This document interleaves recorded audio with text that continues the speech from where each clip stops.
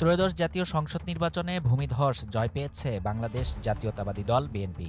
দলীয় প্রধান হিসেবে দেশের পরবর্তী প্রধানমন্ত্রী হচ্ছেন দলটির চেয়ারম্যান তারেক রহমান। ইতোমধ্যে তার শপথ অনুষ্ঠানকে ঘিরে শুরু হয়েছে আঞ্চলিক কূটনৈতিক তৎপরতা। আগামী 17 ফেব্রুয়ারির এই শপথ অনুষ্ঠানে যোগ দিতে ভারতের প্রধানমন্ত্রী নরেন্দ্র মোদীকে আমন্ত্রণ জানিয়েছে ঢাকা। তবে এই অনুষ্ঠানে মোদীর উপস্থিত থাকা অনেকটাই অনিশ্চিত। অনুষ্ঠানে সার্কভুক্ত দেশসহ কয়েকটি বন্ধুসুলভ রাষ্ট্রের নেতাদেরও আমন্ত্রণ জানানোর পরিকল্পনা রয়েছে।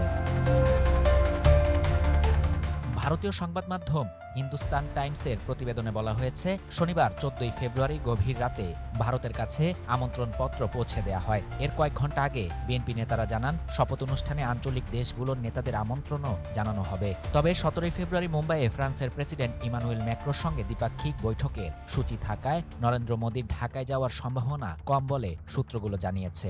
আগামী সপ্তাহে এআই ইম্প্যাক্ট সামিটে অংশ নিতে ভারত সফরে আসছেন ম্যাক্রো এবং তার সফর শুরু হবে মুম্বাই থেকেই।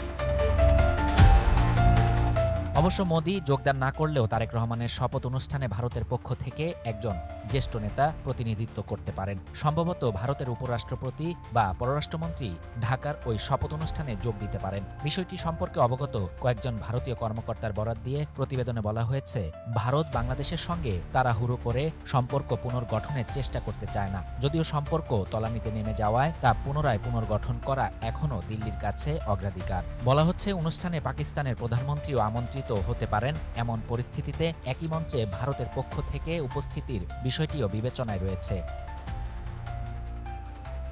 শাহরিয়ার শাফাত, বাংলা নিউজ 24।